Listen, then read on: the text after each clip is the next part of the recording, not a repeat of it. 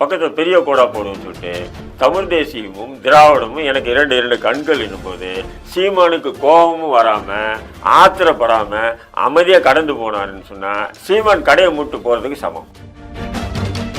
அண்ணாதாரே என்ற ஒரு நபர் ஒட்டுமொத்த ஊழலுக்கு எதிராக உண்ணாவிரதம் நாடகம் நடத்தினார். அது எல்லாம் பிஜேபியுடைய இதுதான், அது உருவாக்குதல் தான், செட்டப் தான். அது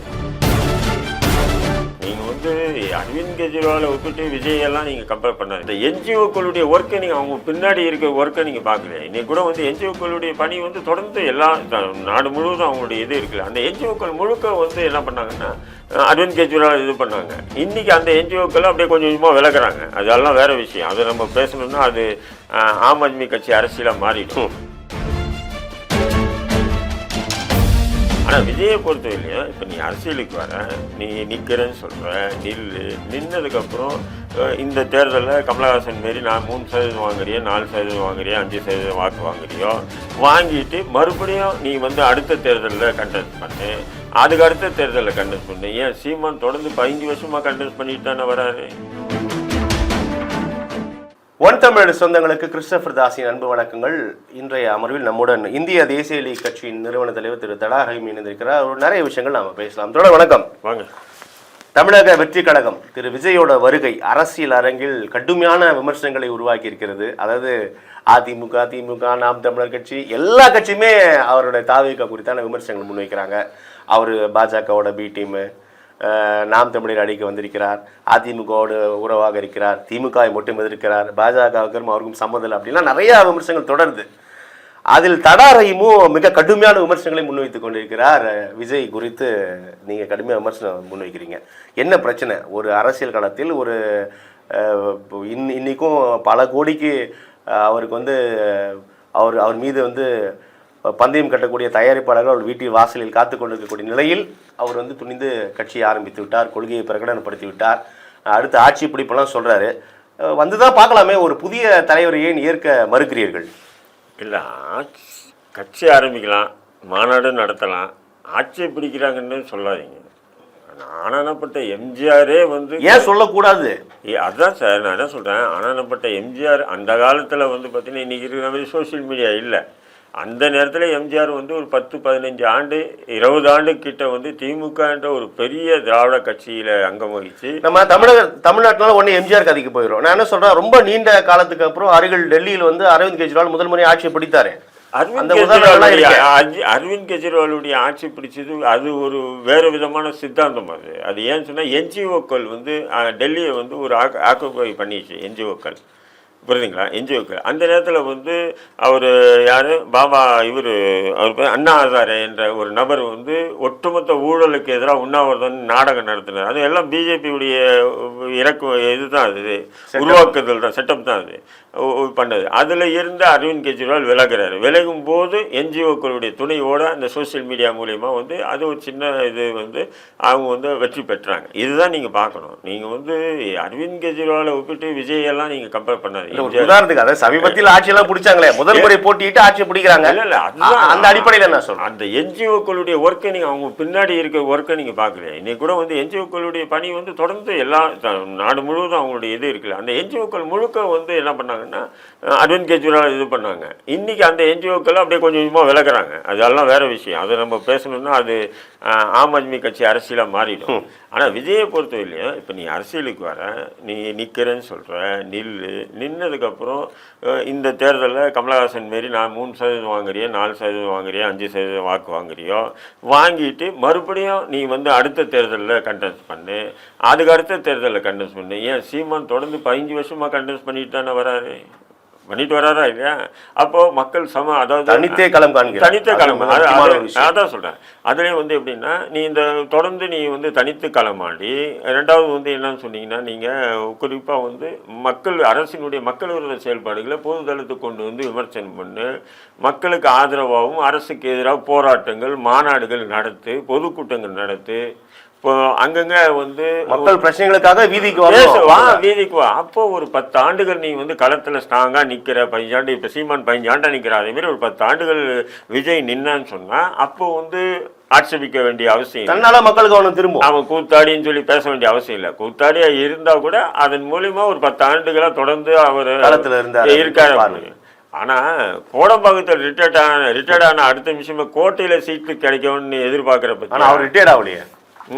என்ன அவர் ரிட்டையர்ட் ஆகல, என்ன ரிட்டையர்ட் ஆகும், இன்னும் உயிர்ப்போடு இருக்கக்கூடிய நம்ம இன்னும் 10 ஆண்டுகள் அவர் வந்து ஹீரோ நடிப்பதற்கான வாய்ப்புகள் நிரம்ப இருக்கு. எவனாவது நம்மள மாரி ஆட்கள் போயிட்டு நம்ம சில பேர் இருக்காங்களா அந்த மாரி ஆட்கள் உட்காந்து அட்வைஸ் பண்ணியிருப்பாங்க. நீ எதுக்கிட்ட வருஷத்துக்கு ஒரு படம் நடிச்சு 200 கோடி சம்பாதி, நீ அரசியல் இறங்கு, உனக்கு இருக்கிற செல்வாக்கு 2000 கோடி சம்பாதிக்கலாம்னு சொல்லி ஆசை காட்டின்னு என்ன பண்ணியிருப்பான். அடாடா என்னடா இது ஒரு படத்தை நடிச்ச 200 கோடின்றா, இந்த ஆள் சொல்றது பார்த்தா அரசியல் இறங்குனா 2000 கோடி எங்கேயோ போயிடலாமா அப்படின்னு சொல்லி குதிக்கிறது தான். அதுக்காக குதிக்கிறது. ரெண்டாவது வந்து என்னன்னு சொன்னீங்கன்னா, இவங்க வந்து எப்படின்னா இது நாள் வெளியும் சம்பாரித்து வச்சிருக்கக்கூடிய அந்த பணத்தை எல்லாமே உள்நாடு வெளிநாடுன்னு சொல்லிட்டு முதலீடு பண்ணியிருக்காங்க. முதலீடு பண்ணியிருக்கக்கூடிய காசு மூலிமா அவங்களுக்கு மாதம் மாதம் வருமானம் வேறு வருது.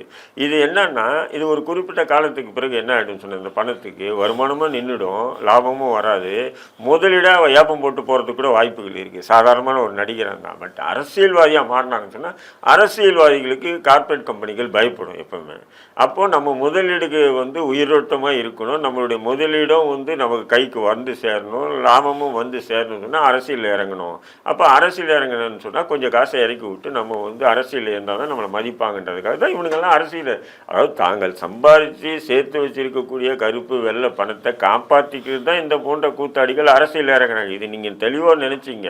இவங்க வந்து மக்கள் பற்றி நீ மேடையில என்ன பேசுற, அடுத்து நான் தான் ஆட்சி அமைக்க போறேன்னு சொல்ற நபர் வந்து நீங்க ரொம்ப சாதாரணமா எளிமையான விமர்சனங்கள் முன்வைக்கிறீங்களா திரு ரஹீம்?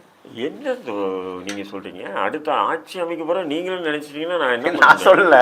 ஏன்னா ஊடகங்கள் அப்படிதான் இருக்கு, ஊடகங்கள் தான் ப்ரொமோட் பண்றாங்க. அவன் ஒரு சினிமா பிரபலம் சார். சினிமா பிரபலத்தை தவிர வேற எதுவும் பெருசாக எதிர்பார்க்காதீங்க. எப்படி வந்து அந்த படியேறும் பெருமாளில் நாய் ஒன்று நடிச்சது, கருப்பாயின் நாய், அந்த நாய் செத்ததுக்கு எல்லா ஊடகத்தையும் தலைப்புச் செய்தியை வந்து பார்த்தீங்களா? அப்போ அந்த நாய்க்கு என்ன ஸ்பெஷல்? அந்த ஊடகத்தில், அதாவது ஒரு சினிமாவில் நடித்தது அந்த சினிமா பிரபலம்ன்றது தான். அதேமாரி தான் இந்த கூத்தாடி விஜய்க்கும் பார்க்கணும், ரெண்டும் வேறுபாடு இல்லை.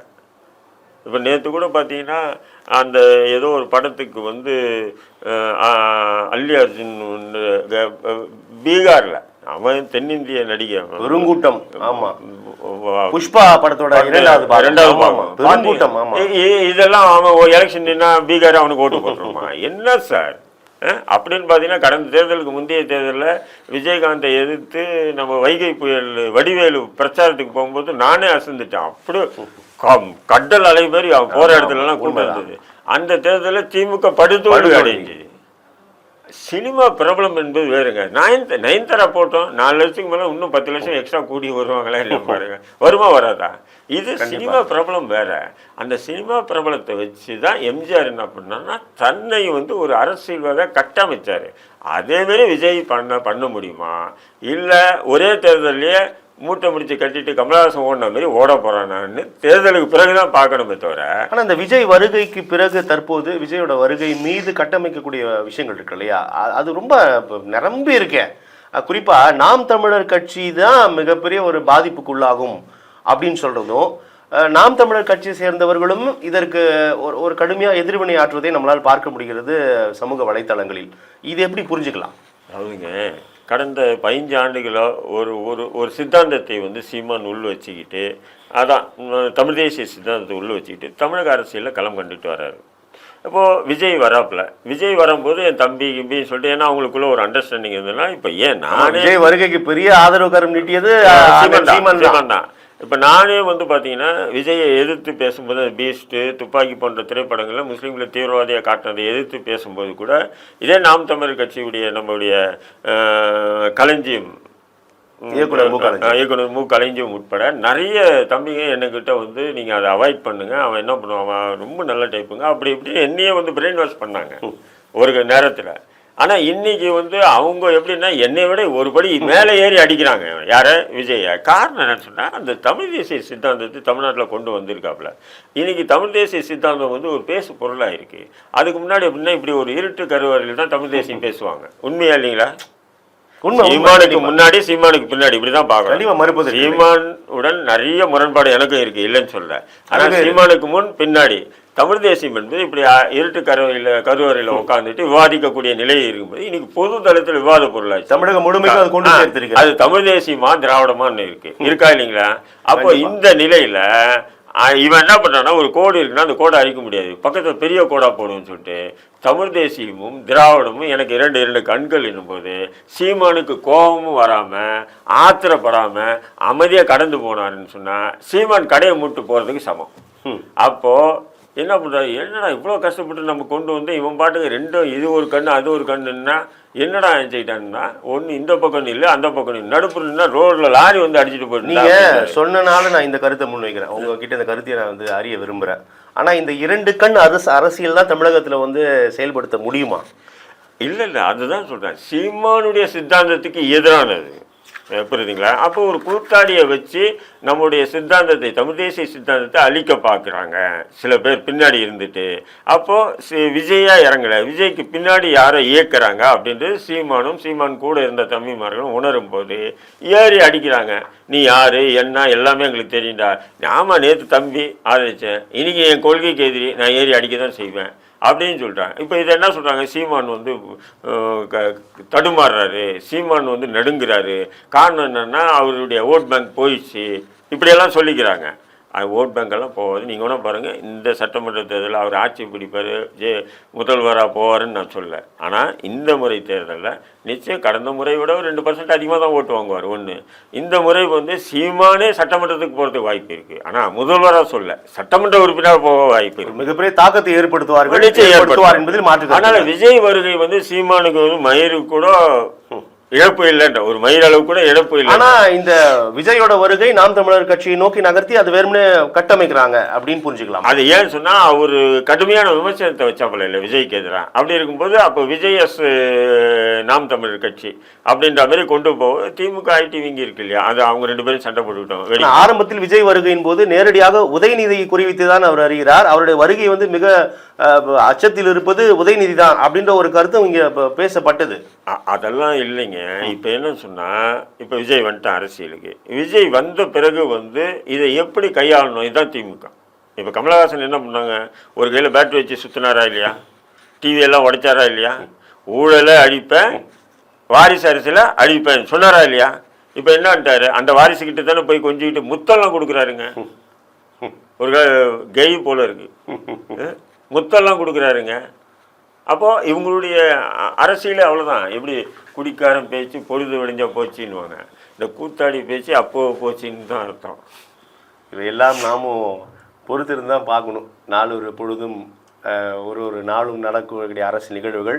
அடுத்து குறிப்பாக வந்து விஜயை வந்து ப்ரொமோட் பண்ணுறது உங்களை பண்ணி ஊடகவியலாளர்கள் தான். நான் நேரடியாக குற்றச்சாட்டு வைக்கிறேன், ஊடக மீடியா. இப்போ ஒன்றும் இல்லை, அன்றைக்கி விஜய் மாநாடு முடித்து அன்றைக்கி ஏதோ பொதுக்குழு ஏதோ நடக்குது, மட்டும் காரில் இறங்கி போகிறான் நதாரி அந்த பொதுக்குழுக்கு. என்ன சொல்கிறாங்க, மாஸ் என்ட்ரி. என்ன மாஸ், வானத்திலிருந்து குதிச்சானா இல்லை கையால் நடந்து போனோன்னா ஏதாவது இருந்தால் தானே மாஸ் என்ட்ரின்னு சொல்கிறதுக்கு. சாதாரணமாக கார்லேருந்து இறங்கி போகிறான். ஏன் இப்படி ப்ரொமோட் பண்ணுறீங்க இந்த ஊடகங்கள், எனக்கு ஒன்றுமே புரியல. அப்போ இந்த ஊடகங்கள் என்னன்னு சொன்னால், இந்த கூத்தாடி இந்த சினிமா மோகம் என்னன்னு சொன்னால் கொஞ்சம் ப்ரொமோட் பண்ண நம்ம வியூவர்ஸ் அதிகமாகும், சப்ஸ்கிரைப் அதிகமாகும்ன்றதுக்காகவே சில பேர் பண்ணுறாங்க பார்த்தீங்களா, அது அவனுக்கு ப்ளஸ் பாயிண்ட் ஆகுது. ஊடகங்கள் ஊதி பெரிதாக்கும் விஜயின் பிம்பம் உறுதியாக உடைந்து விடும் சொல்கிறீங்க. நிச்சயம் அது வந்து வளர்ச்சியில் வீக்கும், அது அந்த பிம்பம் இருக்குது, அது வளர்ச்சியில் வீக்கும் அப்படின்றத ஊடகவியலாளர்கள் மிக விரைவில் உணர்வாங்க. நன்றி தோழர், உங்களுடைய வருகைக்கும் கருத்து பகிர்வுக்கும் மிக நன்றி. நன்றி, வாழ்த்துக்கள்.